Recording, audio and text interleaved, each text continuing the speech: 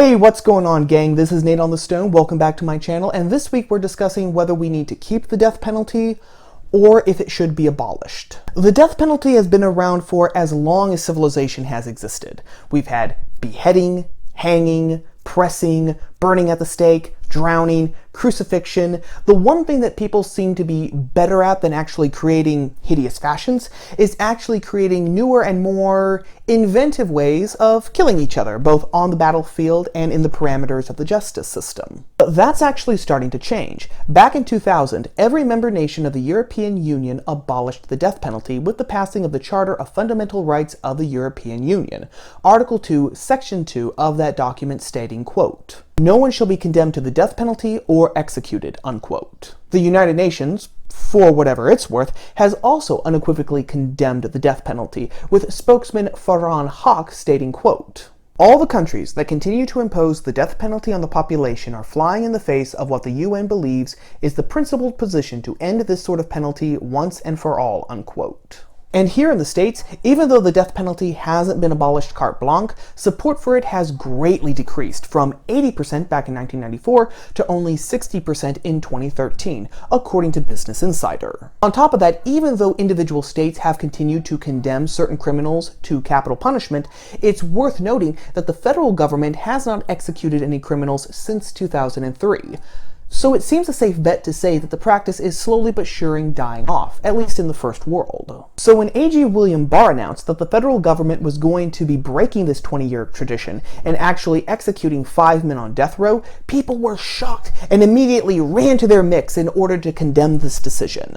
Of course! Kamala Harris said that the death penalty is quote-unquote immoral and deeply flawed because quote-unquote too many innocent people have been put to death. Elizabeth Warren said, quote, "Our criminal justice system has a long history of mistakes when it comes to capital punishment, especially when it comes to black and brown people," unquote. Representative Barbara Lee said, quote, "The death penalty is a racist and error-prone practice that doesn't deter crime," unquote. And those were the refrains that many opponents of the death penalty repeated. It's racially biased, it executes innocent people, and it's immoral. In 2015, Vox ran a piece that said, quote, "Like everything else in the criminal justice system, the death penalty disproportionately affects African Americans," unquote. According to the Vox piece, 40% of all prisoners on death row are African American. Furthermore, 35% of all criminals executed since 1976 were African American, even though African Americans as a whole only account for 13% of the American population. When it comes to the death penalty killing innocent people, according to a 2014 report published by Pew Research, quote, "The National Registry of Exonerations, jointly maintained by the University of Michigan and Northwestern University Law Schools, lists 1,339 people who've been exonerated since 1989, including 106 who had been sentenced to death. DNA, though far more commonly used now than 2 decades ago, was a factor in fewer than a third of those exonerations. According to the database, more than half of all exoneration cases involved perjured testimony, false accusations, or some form of official misconduct. Cases often have more than one contributing factor." In other words, if those exonerations hadn't come through, 106 innocent men since 1989 would have been unjustly executed.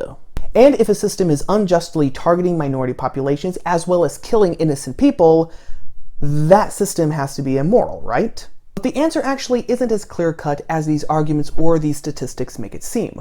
Let's take the racial disparity argument first. It's totally true that a disproportionate percentage of black Americans are sentenced to death, but it is also true that black Americans, especially young black males, disproportionately commit crimes in the US. For only making up 13% of the total US population, black Americans were responsible for 52.6% of homicides and non-negligible manslaughters, 54.5% of robberies, and 33.3% of aggravated assaults in 2016, according to FBI statistics. And no, before anyone can say anything, systematic racism had nothing to do with this. Discussing the disproportionate number of African American criminals in their 1985 study, Crime and Human Nature, James Wilson and Richard Herrnstein said, quote, "Even allowing for the existence of discrimination in the criminal justice system, the higher rates of crime among black Americans cannot be denied. Every study of crime using official data shows blacks to be overrepresented among persons arrested, convicted, and imprisoned for street crimes. Furthermore, writing in 2014 in the Washington Times, James Riley reminded people that black crime was actually lower in the 1940s and the 1950s, decades where black poverty was much higher than it is today, and decades where discrimination was not only much more prominent, but legal. The reasons for black Americans disproportionately committing more crimes is another topic for another time and another video, but suffice it to say for right here and right now, because they do, we shouldn't be at all surprised when they are also disproportionately on death row and disproportionately executed for those crimes. It is 100% true that there have been people on death row who either after their executions or providentially before have been exonerated. Just this past June, Charles Ray Finch became the 166th death row exoneree, 43 years after his murder conviction in North Carolina. Finch was exonerated after it was discovered that false forensic evidence as well as eyewitness manipulation by the police was what got him convicted of murder in the first place. Boom! Proof positive that the death penalty isn't reliable and needs to be abolished, right? That's definitely one way of looking at it. But come at it from a different angle. Mr. Finch spent 43 years of his life in prison for a crime he didn't commit. His life was, when we get right down to it, stolen from him by dirty cops and crooked politicians. Some people would argue that that's actually better than being executed, but there's also an argument to be made that having your life stolen from you is worse than having it ended. When your life is ended, it's over, perchance to dream. When it's stolen from you, you feel every hour that's being sucked out of your body. Now, you can either agree or disagree with me on that point, but we can all come together and agree that both are terrible, unjust, and wrong. So, with that being said, here comes the $64 question. If the logic goes that the death penalty has to be abolished because sometimes innocent people will be unjustly executed, wouldn't the entire criminal justice system, by that same logic, have to be abolished? No system that's created is going to be 100% perfect because people aren't 100% perfect. So doesn't it stand to reason that even if there's the slightest chance that the innocent will suffer, and there always is a chance of that, that is the only solution? The entire criminal justice system has to go. And this actually brings us to the main point, the morality of the death sentence. The death penalty is actually used very sparingly in society today. I mentioned earlier that in 2016, there were 9,347 homicides and non-negligible manslaughters. That same year, 2016, the death penalty was only used 20 times. And that's because the death penalty is reserved for the worst of the worst. Look at the 5 men that the federal government is set up to execute. Lezmond Mitchell Jr. was convicted in 2003 of killing 63-year-old Alice Slim and her granddaughter, Tiffany Lee. Mitchell and an accomplice actually stabbed Slim to death and then forced Tiffany to ride 40 miles beside her grandmother's corpse before they pulled over and killed her as well. Wesley Purkey kidnapped 16-year-old Jennifer Long, took her back to his house, raped her repeatedly, and then murdered her, dismembered her body, and burned it. Oh, and he also killed an 80-year-old woman with polio.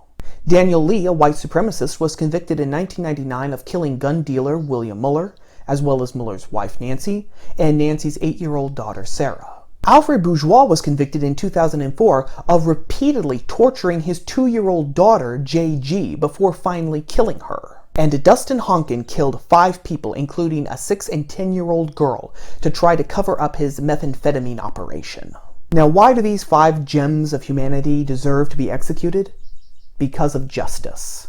In his Nicomachean Ethics, Aristotle defined justice as giving to a man what is due to him. We reward people for the good that they have done, and we punish people for the evil that they have done.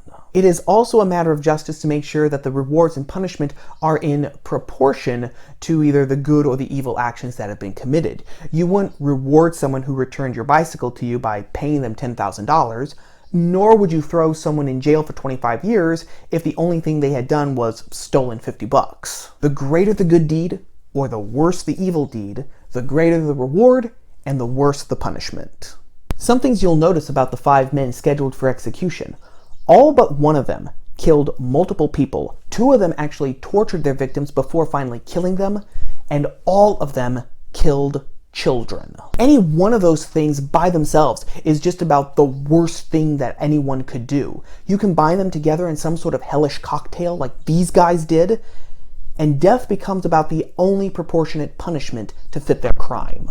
That is especially true when we realize that retribution is the main reason for punishment, not deterrence. Yes, correcting criminals so that they won't theoretically commit more crimes once they're released from prison, and deterring people from committing crimes in the first place can be a part and an element of punishment, but neither one is the main reason why we dish out punishment in the first place. Neither correction nor deterrence can exist independently of retribution, since you can't correct or deter when there's no one who deserves to be punished in the first place. And making sure that retribution is in proportion to the crime means too that you can't just throw everyone who commits a major crime in jail with a life sentence. Life sentences are reserved for particularly evil crimes, such as aggravated murder, sexual battery and rape, extreme violence and battery during a kidnapping.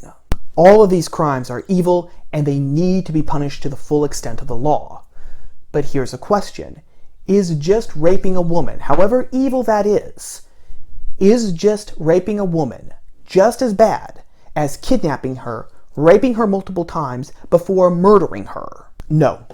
The combination of these evils means that the punishment for them must be greater than the punishment for any one of these evils just by themselves. To not do that would be society admitting that there's really no difference between kidnapping a person and kidnapping, sexually assaulting them, and then murdering them. And we all know instinctively that there is a difference. No system is 100% perfect, but when there are men like these 5 who have willingly committed the evils that they have done, then the only appropriate response for us is to have them executed once due process has run its course. And not because it might deter others from committing crimes, but because it is the only truly just course of action left open to us. Because the blood of their victims cry out to heaven. But what say you? Is the death penalty needed for a just society? Or, as William Blackstone said, is it better for 10 guilty men to escape than for 1 innocent man to hang?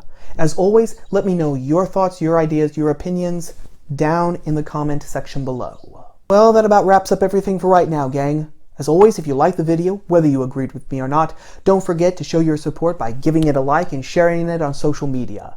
And if you like videos about the culture, politics, and religion, but from a different POV, then don't forget to subscribe to the channel and to ring the bell for notifications, so that you will always know when I post new videos like this every Tuesday. Videos you're not going to want to miss. As always, thank you for watching, for giving me a little bit of your day. Thank you to everyone who has already subscribed to my channel. I appreciate you all.